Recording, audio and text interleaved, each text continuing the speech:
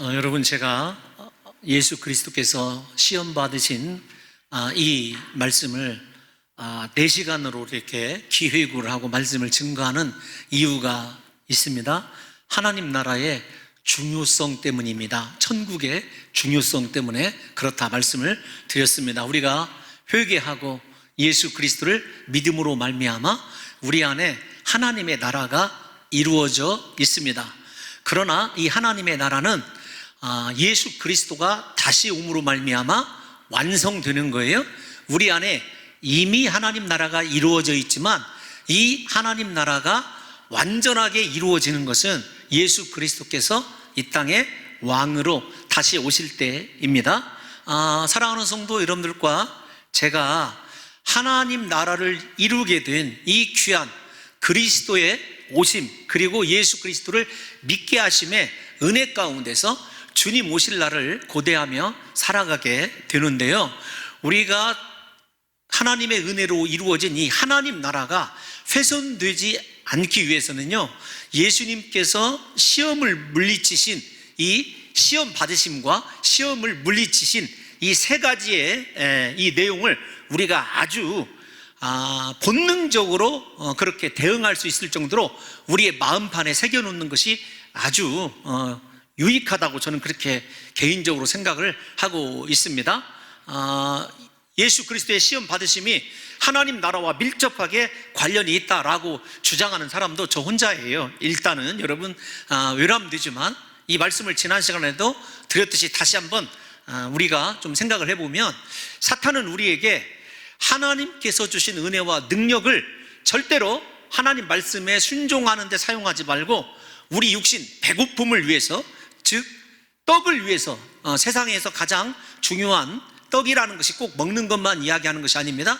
이 세상 것을 대표하는 것이기 때문에 이 세상에서 우리가 내 스스로를 세우고 채워가는데 사용하도록 마귀가 유혹을 한다는 것입니다. 예수님께 마귀가 그렇게 시험을 했지 않습니까? 돌들로 명하여 떡이 되게 하라. 이 말씀은 예수님으로 하여금 예수님 안에 있는 능력을 네 배고픔을 위하여, 자기 스스로를 위하여 사용하라는 것입니다. 이게 무서운 것입니다. 우리에게 있는 것 다 하나님께서 그분의 영광을 위하여 주신 것인데 하나님을 위하여 사용하라는 것이 아니라 네 스스로를 위해서 사용해라. 이거 굉장한 유혹이라는 것을 저와 여러분들이 아셔야 됩니다. 물론 예수님께서 말씀으로 그 시험을 물리치시지 않습니까? 사람이 떡으로만 살 것 아니에요. 하나님의 입에서 나오는 모든 말씀으로 살 것이니라. 예수 그리스도께서는요, 떡으로, 세상 것으로 살아가지 않기로, 비록 육신의 배고픔이, 죄송한 표현을 한번 쓰겠습니다, 죽는 데 이르기까지 고통스러워도 나는 하나님의 말씀으로만 살겠다, 하나님으로만 살겠다, 이렇게 결단하시는 그 장면을 저와 여러분들이 눈여겨 보셔야 합니다. 그래서 마귀가 예수 그리스도를 믿고 섬기기로 작정한 우리들에게 제일로 쉽게 그리고 가장 빈번하게 접근하는 것이 어떤 것이냐면, 네 능력을 너를 위해서 사용하라, 네 축복을 네 배를 위해서 사용하라고 하는 유혹이라는 것을 여러분들이 잊지 않으셨으면 좋겠습니다. 그래서 우리의 일생이 하나님께 전부 다 드려졌으면 좋겠어요. 하나님의 말씀을 이루는데 우리의 삶의 모든 것이 다 사용되어지시기를 예수님의 이름으로 축원합니다. 오늘 살펴볼 두 번째 시험은 어떤 것이냐라고 말씀을 드리면, 정신적인 시험이죠. 예수 그리스도에게 하나님의 네가 아들됨을 증명하라는 거예요. 그런데 그 증명을 통해서 중요한 것이 있습니다. 하나님을 포기하고 사람들에게 인정받도록 해라.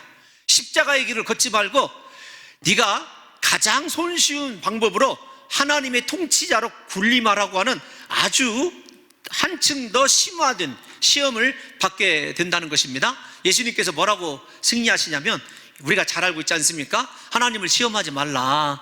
하나님을 시험하는 대상이 아니라 하나님을 믿고 끝까지 신뢰하는 인생을 살라고 그렇게 결론을 내리시죠. 우리에게도 동일합니다. 그 시험이 얼마나 무서운 것인지 우리가 자꾸 하나님이 주신 은혜와 또 하나님이 주신 축복에 그렇게 무감각해져 가면은요, 하나님 없이도 내가 충분히 살 수 있다라고 생각하게 되는 그런 시험이 우리에게도 얼마든지 있을 수 있다라는 것을 명심하셔야 됩니다. 그래서 두 번째 시험의 핵심이 뭐냐, 여러분들이 이렇게 물어보신다면, 너 하나님을 버리고 사람을 얻으라 라고 하는 시험입니다. 이게 얼마나 무서운 시험인지를 잘 생각하셔야 돼요. 여러분, 하나님 앞에서 신앙생활하고 있습니까? 사람 앞에서 신앙생활하고 있습니까? 하나님께 보이기 위해서 신앙생활하고 있습니까? 하나님을 염두에 두고 신앙생활하고 있습니까? 사람을 인식하고 사람에게 보이는 신앙생활을 하고 있습니까? 우리 물어봐야 돼요. 그래서 사람이냐 하나님이냐를 선택하라고 하는 시험이 두 번째 시험이라고 한다면, 다음 주에 살펴볼 마지막 시험은 세상의 영광을 취할 것이냐, 하나님께 비록 초라하고 힘들고 고통스러워도 예배자로 끝까지 살아갈 것이냐라고 하는 중요한 시험, 이 세 가지가 남겨져 있습니다. 세상의 영광을 다 보여주면서 너 나에게 경배하면 이 모든 영광을 내게 줄 것이다. 그러나 오직 하나님만 경배하기로 결단하시는 예수님의 모습을 우리가 살펴보게 될 것이에요.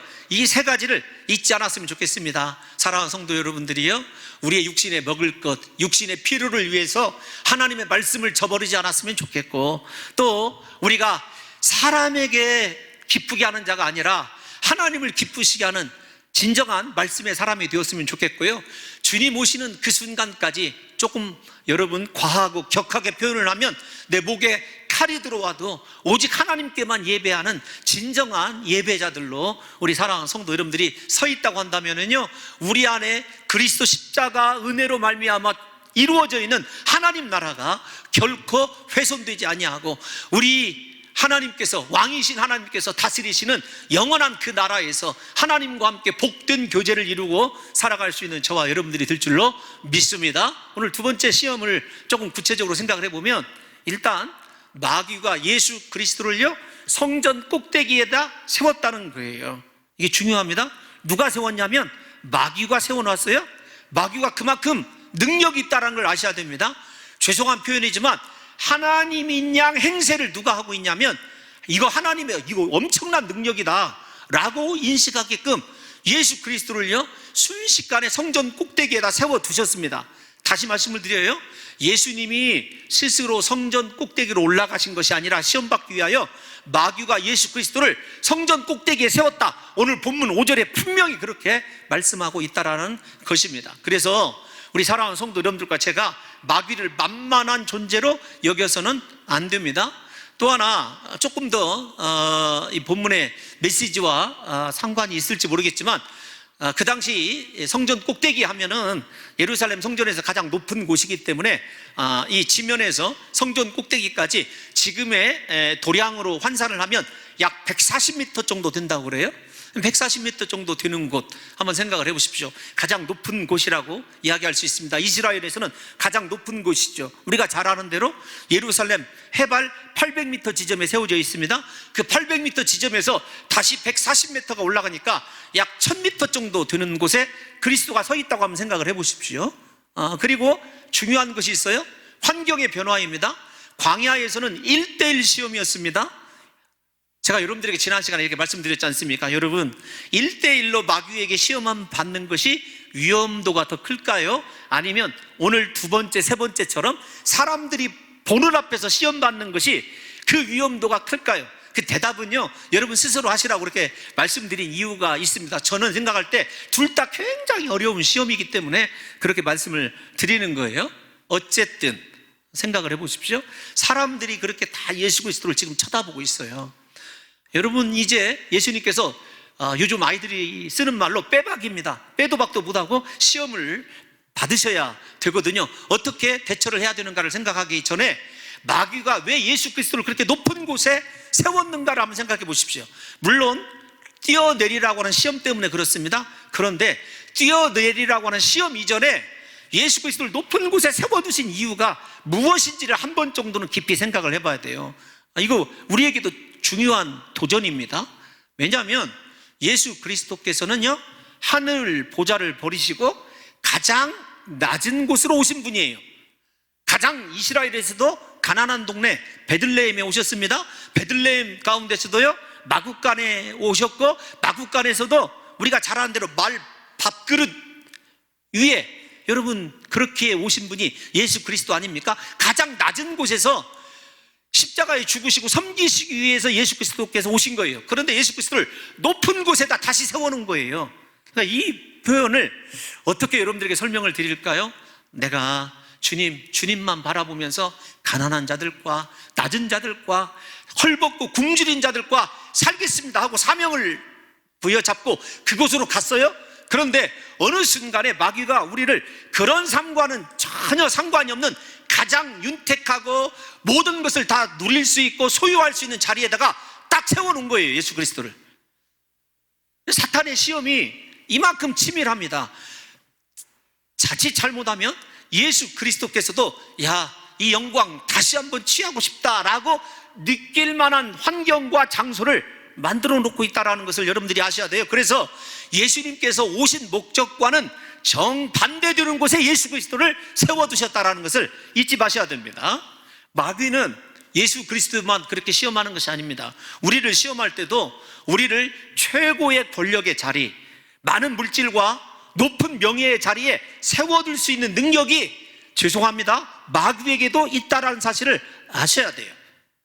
앞에서 말씀드린 대로 마귀가 우리에게요 하나님처럼 행사하면서 우리를 시험할 수 있다는 것이에요. 그래서 우리가 축복받은 성도일수록, 내가 높은 곳에 서 있는 성도일수록 나를 세워주신 분이 하나님이신지 아니면 나를 세운 것이 마귀인지를 여러분 잘 분별할 수 있는 영적인 분별력이 우리에게 있어야 하는 것입니다. 사랑하는 성도 여러분들이요, 높은 곳에 오를수록, 더 많이 소유할수록, 더 많은 사람들을 거느릴수록 내가 하나님과 함께하며 하나님의 말씀으로 살고 있는지를 더 아주 신랄하게, 내 자신을 냉철하게 하나님의 말씀에 비추어 봐야 된다는 것입니다. 왜 그런가 하면 우리가 높은 곳에 세워져 있지 말라 그런 뜻이 아닙니다. 그런데 우리가 하나님의 은혜로도 분명히 여러분 잘 되고 축복받는 자리에 서 있을 수 있어요. 그 다음에 우리가 서 있었을 때 들려오는 말씀이 뭐냐 따라서 그것이 하나님의 축복인지 마귀의 시험인지를 분별할 수 있다는 거예요. 세워두었습니다, 마귀가 예수 그리스도를. 그리고 나서 뭐라고 얘기하죠? 6절에 뛰어내리라 라는 것입니다. 뛰어내리라 라는 것인데, 그 말씀을 우리가 살펴볼 때 마귀가 지속적으로 예수 그리스도를 공격하는 이 루트가 있어요. 무엇이냐면 너 진짜 하나님의 아들이냐라는 거예요. 네가 만일 하나님의 아들이거든. 반복되고 있습니다. 지난 시간에 뭐라고 말씀드렸죠? 하나님께서 이는 내 사랑하는 아들이요 내 기뻐하는 자라 인정하셨으면은요, 우리가 중요한 것입니다. 내가 하나님의 아들 됨을 무언가 일을 함으로, 무언가 내 삶에 일어나는 변화로 입증할 필요가 없다는 거예요. 좀 더 직접적으로 말씀드리면 하나님의 아들인 우리도요 가난한 자리, 낮은 자리, 고통의 자리에 서 있을 수도 있어요. 그런데 그것이 하나님의 아들이라고는 우리의 신분에 변화를 줄 수 있습니까? 없어요. 예를 들면 우리가 세상에서 성공하고 높은 자리에 올라갔다고 합시다. 그것이 하나님의 아들이라고 하는 것 신분의 이상의 여러분 어떤 효과가 있어서는 안 된다는 걸 저와 여러분들이 믿음의 눈으로 이미 알고 있어요. 그런데도 사탄은 끝까지 예수 그리스도에게 하나님의 아들됨을 증명하고 싶어하는, 뭐라고 할까요? 이 동기 유발을 시키는 거예요. 너 하나님의 진짜 아들이냐? 너 뛰어내려봐라. 그러면 그가 천사를 명하여 네 발을 붙들 것이다. 입증하고 싶어하는 그런 충동을 일으키는 거죠. 무엇을 통해서? 무언가 특별한 일을 통해서. 우리 사랑하는 성도 여러분들과 제가 분명하게 아셔야 될 것이 있습니다. 어떤 것이냐면 하나님은요 언제나 우리에게 존재로서의 가치를 명령하시지 우리에게 무언가 일을 함으로 하나님의 아들됨을 입증하라고 하신 적이 없다는 사실을 아셔야 돼요. 예를 들면 이제 산상수훈에 들어가시면 배우게 되는데요, 너는 세상의 소금이다. 그것이면 끝나요. 존재면.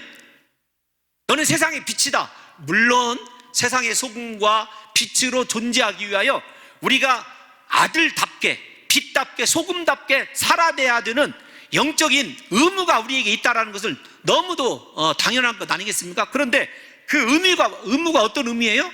하나님의 아들됨을 통해서 모든 이들에게 그리스도 예수와 하나님 나라를 보여주는 삶을 존재로서 보여줘야 되지, 선한 영향력으로서 보여줘야 되지, 우리가 어떤 신비하고 놀라운 기적을 행함으로 하나님의 아들이다 이걸 입증하려고 하는 것은요, 마귀의 시험에 훨씬 더 가깝다라는 사실을 우리 사랑하는 성도 여러분들이 아셔야 돼요. 그래서 우리는 존재적으로 가치가 있는 사람들입니다. 어떤 능력이 없고, 때로는요 가진 것이 없고, 때로는 다른 사람이 갖고 있는 특출한 어떤 은사나 기술이 없어도요, 내가 존재함으로 나를 통해서 공급되어지는, 생각해 보세요. 아브라함을 하나님께서 너는 세상에 복이 되라 이렇게 말씀하셨어요. 너 복이 된 것을 증명하기 위하여 너 땅을 사고 우물을 파고 이런 거 말하지 않았다고요. 그럼에도 하나님이 그가 복으로 존재하기 위하여, 또는 하나님의 거룩한 소금과 빛으로 존재하기 위하여 몸부림칠 때 하나님께서 주변의 모든 것들이 그를 통하여 복을 얻게 하셨어요. 구원의 은혜가 흘러가게 하셨다는 것입니다. 그러므로 여러분, 마귀에게 속아서는 안 돼요. 내가 무엇인가 놀라운 일을 행해야만이 하나님의 아들됨을 입증하는 것이 아니라는 사실을 일단 이해하셨으면 좋겠습니다. 또 하나, 사탄의 치명적인 무기가 나오는데 그것이 무엇이냐면, 6절을 띄워놔 주십시오. 6절을. 사탄이 네가 만일 하나님의 아들이거든, 여기까지 설명을 해드렸어요. 여러분, 띄어내리라. 중요한 말이 나오는데, 기록되었을 때라는 말이에요. 마귀가요, 하나님의 말씀으로 예수 그리스도를 지금 시험하고 있다는 거예요. 지난 시간에 말씀드린 대로 예수 그리스도께서 사람이 떡으로만 사는 것이 아니라 하나님의 입에서 나오는 모든 말씀으로 살지니라, 신명기 8장 13절의 말씀으로 사탄을 제어하고 사탄을 물리치자, 사탄이 이번에 들고 나온 것은요 다른 것 아닙니다. 하나님의 말씀을 들고 나오는데 그 말씀을 비틀어서 왜곡해서 나온다는 거예요. 그래서 여러분들과 제가 일단 아셔야 될 것이 무엇이냐면, 하나님의 말씀으로 온전히 무장하고 살아가는 것이 얼마나 중요한지를 알아야 돼요. 우리가 왜 이단을 이단이라고 하는 줄 아십니까? 처음은 비슷해요. 그런데 끝에 가서 달라지는 것이 이단 아닙니까? 똑같아요.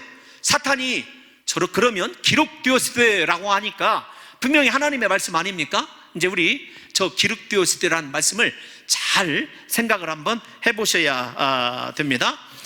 여러분, 뭐 어떻게 생각을 할까요? 91편과 우리 방송팀 두 개를 한번 똑같이 말씀을 나누어서 보도록 하겠습니다. 우리가 읽은 6절 말씀이 왼편에 있는 말씀이에요. 하나님의 아들이거든 뛰어내리라, 기록되었을 때 그가 너를 위하여 그의 사자들을 명하시리니 그들이 손으로 너를 받들어 발이 돌에 부딪히지 않게 하리로다. 자, 이쪽 11절 12절 시편 91편에 있는 말씀으로 마귀가 예수님을 유혹하는 거예요. 한번 읽어보겠습니다. 시작. 그가 너를 위하여 그의 천사들을 명령하사 내 모든 길에서 너를 지키게 하심이라. 그들이 그들의 손으로 너를 붙들어 발이 돌에 부딪히지 아니하게 하리로다. 아멘. 여러분, 어떤 차이가 있죠? 마귀가 중요한 말을 뺐어요. 어떤 것이냐면, 예수 그리스도를 높은 곳에서 뛰어내리라고 하는 말을 살짝 집어넣기 위해서 네 모든 길에서 너를 지키게 하심이라고 하는 말씀을 빼버렸어요. 할렐루야. 여러분, 지금 차이점을 발견하고 계십니까? 마귀가 시편 91편 11절에서 12절을 인용하였는데 저 말씀을 비틀었어요. 시편 91편 11절에서 12절에 있는 말씀은 절대로 높은 곳에서 뛰어내리면 네 발이 상하지 않도록 붙들어 주겠다라고 하는 말이 아닙니다. 네 모든 길에서 하나님이 함께 하시고 너를 끝까지 붙들어 주시겠다고 하는 사랑의 확인이죠. 그러므로 사랑하는 성도 여러분들과 제가 분명히 아셔야 될 것이 있어요. 어떤 것이냐면, 마귀는 이렇게 유혹을 한 거, 예수님으로 유혹을 한 내용이 어떤 거냐면, 일부러 고의적으로 하나님께서 어쩔 수 없이 자기 아들의 생명을 구하기 위하여 행동해야 하는 상황을 만들어내도록 제안한 것입니다. 여러분, 제가 지금 방금 읽어드린 이 본문은요 주석에서 그대로 가져온 거예요. 다시 읽어드릴게요.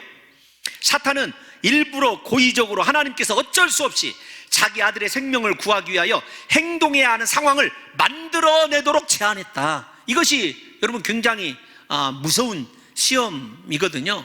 마귀가 육적인 배고픔의 시험을 물리치니까요, 정신적으로 시험할 때 하나님의 말씀을 비틀어서 인용하고 있다는 것을 여러분들이 잘 다시 한번 주목하시고, 주님 오시는 그날까지 우리 사랑하는 성도 여러분들과 제가 말씀에 매여서 살아갈 수 있는 귀한 성도들 되시기를 예수님의 이름으로 축원합니다. 그런데 여러분, 저 말씀의 핵심이 그럼 어떤 거냐? 6절 말씀만 다시 띄워놔 주세요. 핵심이 어떤 것이냐면 그런 거예요. 너 하나님께서 보호하신다고 하는 약속, 저 말씀이 사실인지를 네가 입증해봐라, 그런 뜻입니다. 이거 죄송한 표현이지만 환장할 시험이에요. 하나님의 말씀이 분명히 살아있는 말씀인데 저 말씀이 진짜인지를 입증해봐라. 입증하자니 어떻게 되는 거예요? 하나님을 시험하는 겁니다. 이따 하나님을 시험하는 것이 어떤 것인지 대응하지 않자니 예수 그리스도께서 하나님에 대한 불신을 하고 있는 듯한 인상을 지워버릴 수 없는 그런 일종의 딜레마에 빠뜨리는 그런 치명적인 시험이라는 것을 아셔야 됩니다. 조금 풀어서 말씀드리면 이런 거예요. 마귀가 이렇게 시험합니다. 예수님에게 네가 그 사람, 즉 하나님의 아들이 아니냐? 성경에 이렇게 기록되어 있으니까 이 성전 꼭대기에서 떨어져도 하나님께서 천사들을 통하여 너를 붙들어 줄 것이다. 왜냐하면 너는 하나님의 아들이니까. 그 말이거든요. 두 번째로는 이런 거예요. 너 왜 안 뛰어내리느냐? 너 하나님 말씀에 대한 믿음이 없는 것 아니냐? 두 가지예요. 너 하나님의 아들이면 충분히 하나님께서 너를 붙들어 주실 것이다 라는 것이고, 너 그 말을 네가 믿지 않는 것이냐 아니면 하나님의 아들이 아닌 것이냐, 이 두 가지로 예수 그리스도를 압박하고 있다는 것입니다. 사랑하는 성도 여러분들이요, 마귀의 시험은요 오늘날 우리에게도 동일하게 오고 있다는 것입니다. 사랑하는 성도 여러분들과 제가 이 땅 가운데서 살아갈 때 너 하나님의 아들이라고 한다면 이 위기를 하나님께서 바꿔줘야 한다, 유혹합니다. 또 하나는 너 진짜 그 말씀대로 행하지 않는 걸 보면 너 믿음이 없는 존재다, 우리에게 그렇게 얼마든지 유혹하고 우리의 정체성을 무너뜨리는 공격을 할 수 있다는 것입니다.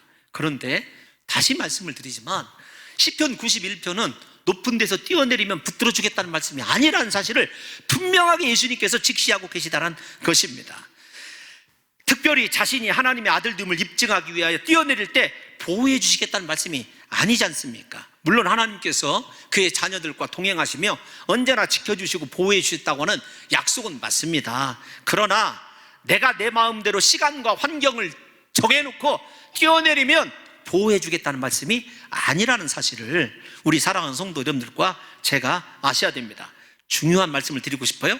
아무 때나 이 말씀을 붙들고 지금 이대로 천사가 나를 붙들어 줘야 됩니다 라고 압박하는 것은 믿음이 아니라 예수님이 뭐라고 말씀하시냐면 하나님을 시험하는 거다, 이렇게 말씀하셨다는 것을 잊어서는 안 됩니다. 사랑하는 성도 여러분, 마귀는 예수님을 시험하기 위하여 아주 그 상황에 맞도록 하나님의 말씀을 잘 비틀고 각색했다는 것을 잊어서는 안 돼요. 우리가 이 땅을 살아가면서 참 주의해야 될 것이 어떤 것이냐면 내 상황에 맞는, 환경에 맞는 말씀이 나왔을 때 과연 이것이 하나님의 뜻인가 아니면 내 욕구인지를 잘 생각하셔야 됩니다. 우리는 신앙생활을 할 때 내 마음에 맞는 말씀은 취하고 내 마음에 맞지 않는 말씀을, 죄송한 표현이지만, 버리는 경우가 많이 있습니다. 그래서 내 입맛에 맞는 말씀만 취하는 그것이 여러분 시험이자 하나님을 시험하는 것이자 중요한 거예요. 오늘날 어쩌면 우리의 신앙을 타락시키는 제일 큰 요소인지 모른다는 사실을 좀 깨달으셔서 우리 사랑하는 성도 여러분들과 저는 하나님의 말씀 그대로를 깨달으시고 내 원대로 하나님의 말씀이 이루어지는 것이 아니라 하나님의 때 하나님께서 주신 말씀 그대로 분명히 이루어질 줄 믿고 하나님을 믿음으로 기다리실 수 있는 복된 성도들이 되시기를 예수님의 이름으로 축원합니다. 사랑하는 성도 여러분, 예수님뿐만 아니라 사실 우리도 신비한 능력이나 기적을 통해서 하나님의 아들이라는 것을 입증해 보라는 많은 시험을 받을 때가 있습니다. 우리 안에도 하나님의 자녀로서 하나님의 사랑을 받고 있다는 증거를 보고 싶은 유혹들이 느껴질 때 많이 있지 않습니까? 하나님이 이때 나를 고쳐주시면 신비한 능력으로, 하나님이 나를 이때 물질을 채워주셔서 나를 정말 높은 자리에 혹은 많은 물질을 소유하는 자리에 올려준다면 사람들이 하나님의 살아계심을 보게 될 터인데, 그건요 우리 생각이라는 것을 잊어서는 안 됩니다. 하나님을, 두 번째 시험의 핵심이 뭐라고요? 하나님을 인식해야 돼요. 그러면 여러분들이 조금 더 깊은 수면에 빠지기 전에 미리 말씀을 드리면 이렇게 한번 생각을 해보실 수 있습니다. 예수 그리스도께서 만약에 뛰어내리셨습니다. 뛰어내리시고 천사들이 어쩔 수 없는 상황에서 예수 그리스도를 붙들어 줬다고 합시다. 아니면 예수 그리스도가 하나님이시기 때문에 그대로 뛰어내리셔도요 신적인 능력으로 살아나실 수 있어요. 그러면 그때부터는 인간이 없어져야 돼요. 인성이 없어져야 되죠. 십자가의 인류 구원이 사라지게 된다니까요. 더 중요한 게 있습니다. 어떤 것이냐면 예수님이 떨어졌습니다. 괜찮아졌어요? 괜찮으셨습니다. 그러면 누가 보일까요? 예수님만 보이고요 하나님이 보이지 않는다고 하는 중요한 여러분 신앙의 위기가 다가온다는 걸 아셔야 됩니다. 예를 들면 이런 거예요. 제가 가끔 일부 때는 조금 더 자세히 말씀을 드렸는데 이런 생각을 합니다. 홍 목사에게 능력이 있어서 예를 들면 암에 걸린 환자를 예수 이름으로 명하노니 깨끗이 나을지어다 뭐 안수했다고 했을 때 암덩어리가 빠져나오고 그런 것이 두 눈으로 보여진다고 합시다. 사람들이 맨 처음에는 하나님이 큰 일을 행하셨네 이렇게 이야기할지도 몰라요. 그런데 여러분 잘 한번 생각해 보세요. 제가 드리는 말씀을 만약에 그런 기적이 일어났다고 한다면 하나님을 찬양하는 성도가 몇이나 있을까요? 야, 홍 목사 신령하네. 저 목사에게 가면 다 고침받는다, 낫는다 이런 생각하게 되는 것 아닌가요? 그때부터 저는 존재하는데 누가 여러분 부존재로 나타나게 되냐면 나에게 능력을 주시고 붙들어 주신 하나님이 존재하지 않는 거죠. 그래서 제가 이런 생각을 할 때가 있습니다. 우리 사랑하는 성도 여러분, 우리가 인생이요 때로는 부족하고 힘들고 고통스러운 것이요 하나님을 찾을 수 있고 하나님 말씀을 사모할 수 있다고 한다면요 그것이 축복이에요. 예를 들면 내가 하고 싶은 일 다 이루고 예수 그리스도께서 높은 데에 떨어져도 발이 상하지 않는 것처럼 내가 행하는 대로 말한 대로 모든 것이 다 이루어진다고 생각해 보십시다. 여러분 하나님을 끝까지 경배하고 찬양하며 엎드리며 하나님의 은혜를 찬송할 수 있는 사람이 여기에 몇이나 될까요? 제가요 죄송하지만 우리 사랑하는 성도 여러분들을 염두에 두고 말씀드리는 것이 아니라 제가 지금까지 알고 있는 사람들 가운데 어려웠을 때는 하나님을 그토록 사랑을 하더라고요. 그런데 여러분 땅 사고 조금 그것이 잘 되고 건물 샀는데 그것이 조금 더 잘 돼서 돈을 소유하고 그 다음부터 그가 하나님을 사랑하는 진정한 경배자라고 느껴본 적이 여러분 죄송한 표현이지만 좀 마음이 아파서 그래요.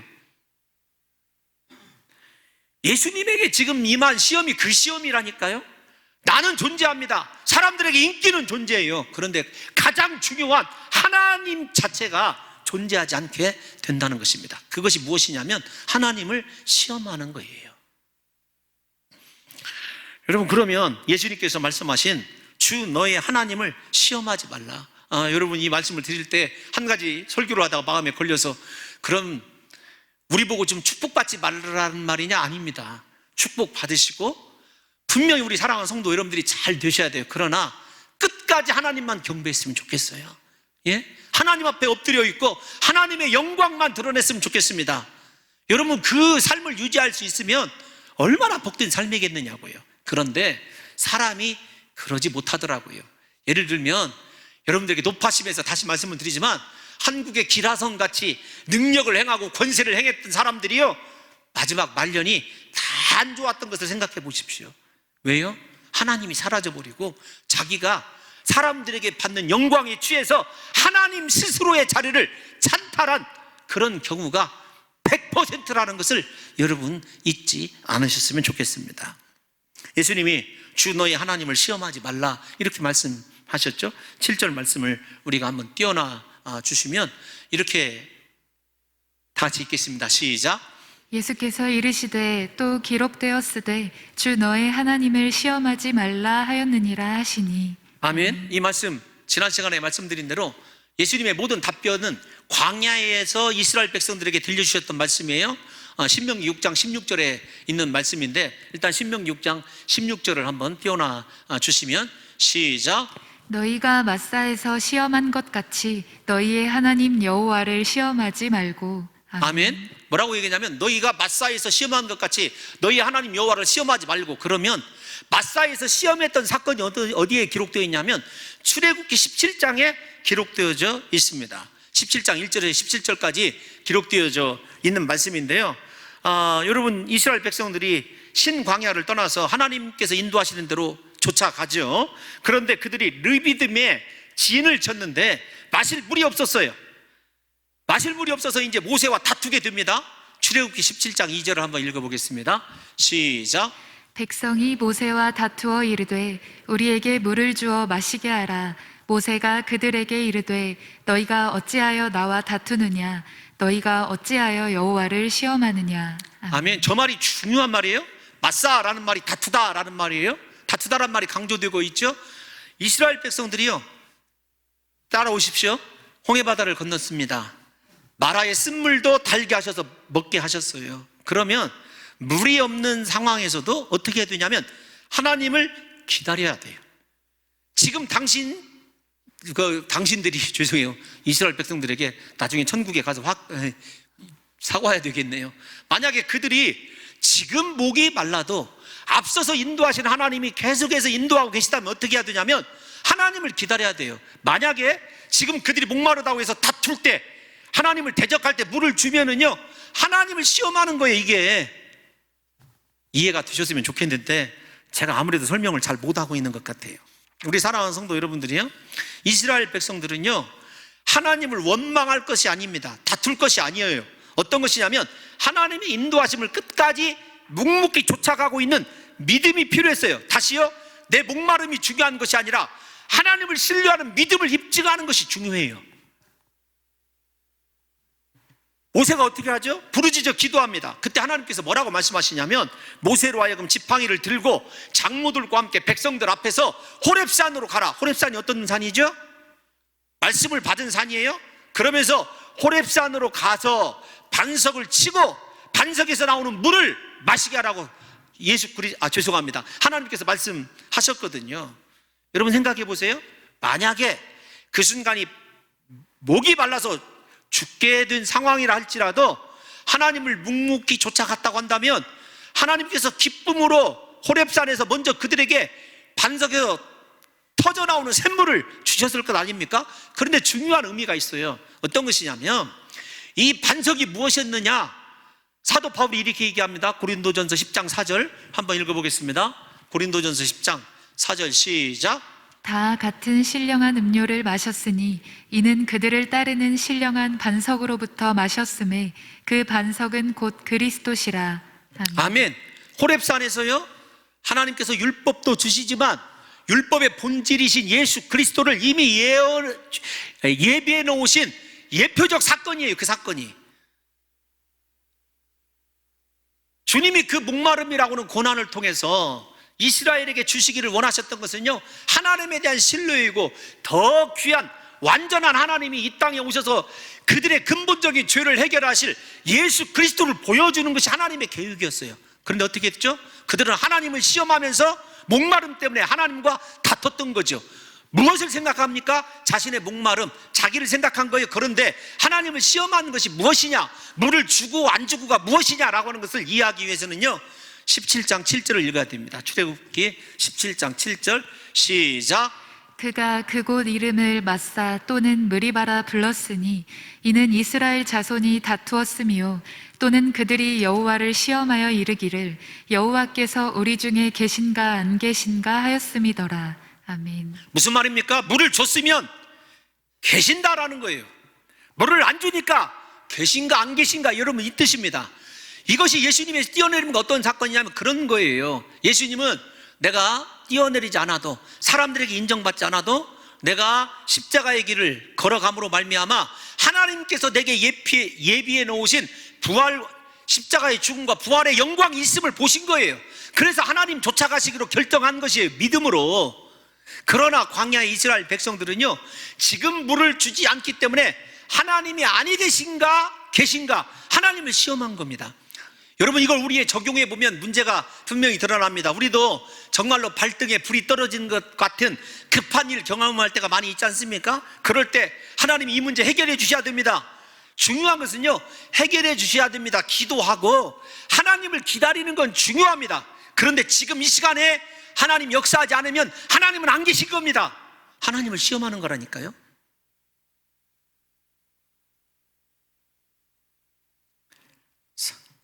심지어 이 이스라엘 백성들의 모습을 통해서 어떻게 바울이 결론을 내냐면 고린도전서 10장 9절 말씀도 읽겠습니다. 시작. 그들 가운데 어떤 사람들이 주를 시험하다가 뱀에게 멸망하였나니 우리는 그들과 같이 시험하지 말자. 아멘. 여러분, 하나님 시험하다가 멸망당한 거예요. 왜 그들이 광야에서 뱀에게 물려 죽었습니까? 그들의 먹을 것 마실 것 때문에 그래요. 하나님이 끝까지 계시다고 한다면 어떻게 했어요? 기다려면 정말로 신령한 예수 그리스도 생수까지도 예비되어 있는 그 삶을 한 번도 깨닫지 못하는 거예요. 우리도 마찬가지입니다. 앞서서 다시 쓴 단어를 사용한다면 우리 인생에 발등에 불이 떨어진 듯한 위기가 있다 할지라도요, 하나님께 기도하고 하나님을 기다리는 거 맞습니다. 그러나 그것이요, 하나님을 이 문제가 해결되면 계신 것으로 알고 이 문제가 해결되지 않으면 안 계신 것으로 알겠습니다. 무엇이라고요? 하나님을 시험하는 거라고요.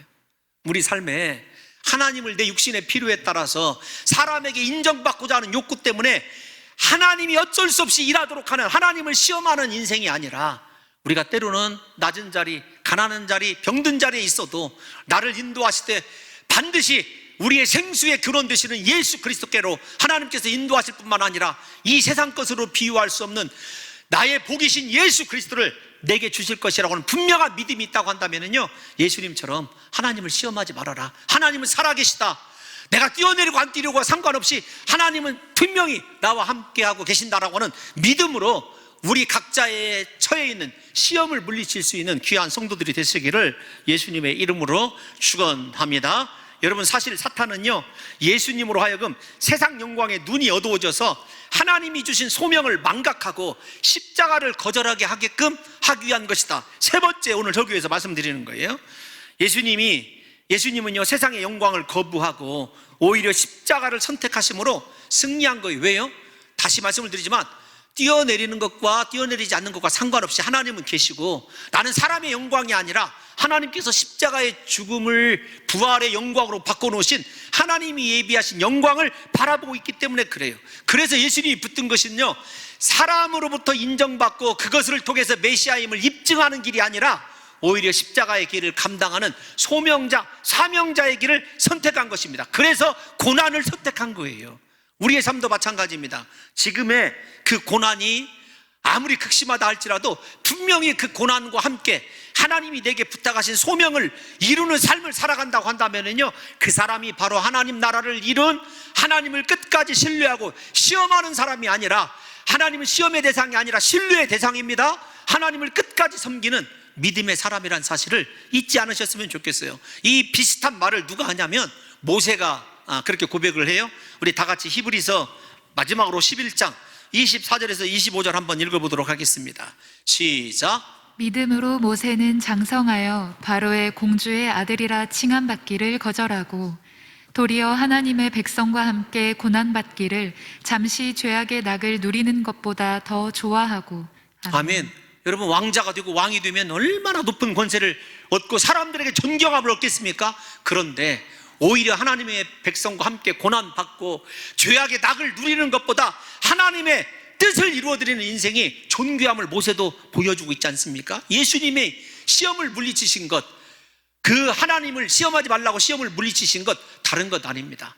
하나님의 살아계심, 하나님의 함께하심, 내가 어떤 상황에 있든지 나로 하여금 하나님께서 주신 그 소명을 붙들므로 말미암아 하나님과 동행하는 그 삶을 예수 그리스도께서 이루셨다는 사실을 잊지 마시고, 사랑하는 성도 여러분들과 제가 이 세상 사람들에게 얻는 명예와 영광이 아니라 십자가의 길, 순교자의 삶을 선택함으로 말미암아 부디 우리가 하나님을 시험하는 인생이 아니라 하나님께 영광 돌릴 수 있는 믿음의 사람들 다 되시기를 예수님의 이름으로 축원합니다.